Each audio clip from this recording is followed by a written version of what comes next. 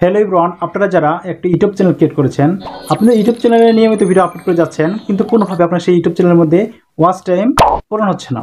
আসলে প্রকৃতপক্ষে একটা জিনিস আপনারা বোঝার চেষ্টা করবেন, আপনি যখন ছোট থেকে বড় হয়েছেন সেই সময় কিন্তু আপনি কিন্তু প্রচুর পরিমাণ শিখতেছেন। আপনি কিন্তু শেখার কোনো শেষ নাই। আপনি কিন্তু প্রচুর পরিমাণ শিখতেছেন, লার্নিং করতেছেন। আপনার সেই শিক্ষার মাধ্যমে কিন্তু আপনার হয়তো পরবর্তী একটা স্টেপের মধ্যে ভালো একটা জায়গায় পৌঁছতে পেরেছেন। কিন্তু ঠিক এই ইউটিউব অ্যালগরিদমের মধ্যে কিন্তু এরকম কিছু কাজ রয়েছে, যে কাজটা হচ্ছে আমরা যদি ইউটিউবে রিসার্চ না করি, অ্যানালিটিক্স না করি, তাহলে কিন্তু আমরা এই ইউটিউব চ্যানেলের মধ্যে থেকেও কি করতে পারবো না, কোনো সফলতা পাবো না।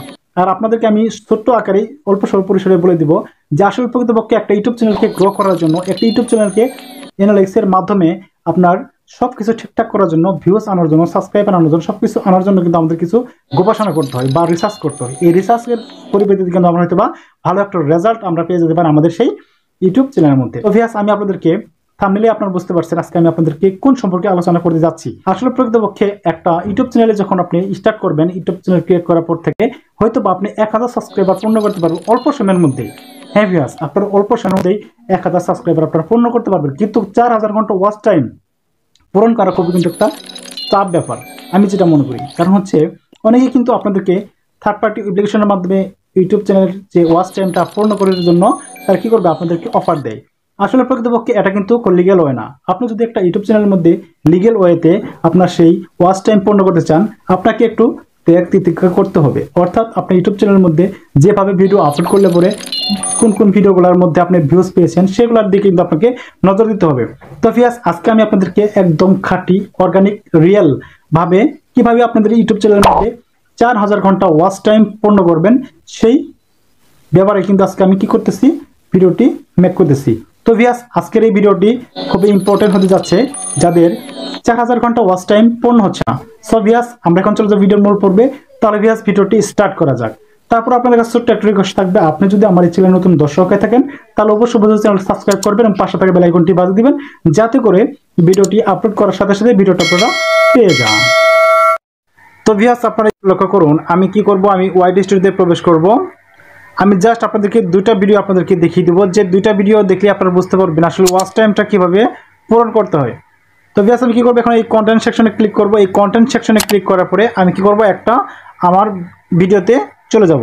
আপনারা একটু সবাই ধৈর্য সহকারে দেখুন। তো ভিউয়ার্স, দেখতে পাচ্ছেন আমার এখানে একটা ভিডিও রয়েছে, সেটা হচ্ছে ফেসবুক পেজে ফলো বাটন সেট করবেন মাত্র 1 মিনিট, এরকম একটা ভিডিও রয়েছে। আমি জাস্ট এখানে একটা ক্লিক করলাম আপনাদের দেখানোর স্বার্থে।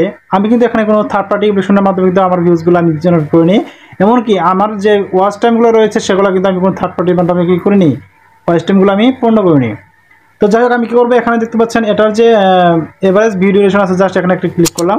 এখানে ক্লিক করার পরে আমি আপনাদেরকে জাস্ট দেখিয়ে দিচ্ছি, সেটা হচ্ছে আমি যদি রিচে ক্লিক করি, তো ভিউয়ার্স দেখতে পাচ্ছেন এখানে 8,88,200 মতো কী হয়েছে, এখানে রিচ রয়েছে। আমি যদি এখানে এঙ্গেজমেন্টে ক্লিক করি, অর্থাৎ ওয়াচ টাইম যদি আমি ক্লিক করি, তো ভিউয়ার্স দেখতে পাচ্ছেন এখানে কিন্তু 5100 মতো ওয়াচ টাইম রয়ে আছে। অর্থাৎ একটা ভিডিওর মধ্যে আমি কিন্তু 5100 ওয়াচ টাইম পেয়ে গেছি। তাহলে আমরা যারা এই ইউটিউবে কাজ করি, তাহলে কেন আমরা থার্ড পার্টি অ্যাপ্লিকেশনের মাধ্যমে সেই ওয়াচ টাইমটা কিনে বা ক্রয় করে বা ধার নিয়ে যদি আমাদের ইউটিউব চ্যানেলটা মনিটাইজ করি, তাহলে কিন্তু কী হবে না, কখনোই সেই ইউটিউব চ্যানেলটাতে মনিটাইজ অন হলে পরেও কয়েকদিন পরে আবার সমস্যা দেখা দিবে। অর্থাৎ ওয়াচ টাইমটা কিন্তু কী হয়ে যাবে, আপনার ডাউনের দিকে চলে আসবে, পরবর্তীতে আমাদের কী হয়ে যাবে, সেই মনিটাইজটা হারিয়ে যাবে।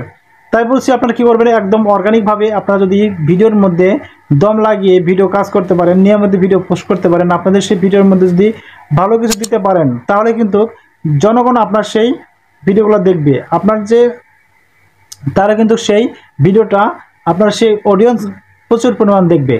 তাই বলছি আপনারা কী করবেন, এত সুন্দর করে সাবলভাবে আপনারা কী করবেন, ভিডিও আপলোড করবেন, যাতে করে একটা ভিডিওর মাধ্যমেই আপনার সেই ওয়াচ টাইমটা হয়ে যায়। এখন আমি যদি সেই অডিয়েন্স সেকশনে ক্লিক করি, অডিয়েন্স সেকশনে ক্লিক করার পরে ভিউয়ার্স আমি আপনাদেরকে জাস্ট দেখিয়ে দিচ্ছি, দেখতে পাচ্ছেন আমার একটা ভিডিওর মধ্যেই 1200 মতো সাবস্ক্রাইবার চলে আসছে। তাহলে কি বুঝতেছেন, অর্থাৎ বোঝা যাচ্ছে যে এই ভিডিওটার মধ্যে ভালো কিছু আমি দিয়েছি, ভালো কিছু উপহার দিয়েছি আমার সেই অডিয়েন্সকে, যার জন্য তারা আমাকে সাবস্ক্রাইব করতে বাধ্য হয়েছে, প্রচুর পরিমাণ ভিউজ আনতেও সক্ষম করে আমাকে দিয়েছে। এই ভিডিওর মধ্যে কিন্তু আমার কী হয়েছে দেখতে পাচ্ছেন, ভিউজ কিন্তু চলে আসছে, দেখছেন 1,30,000, অর্থাৎ 1,30,000 হয়ে আরও 500 মতো কী হয়েছে, আপডেট হয়েছে।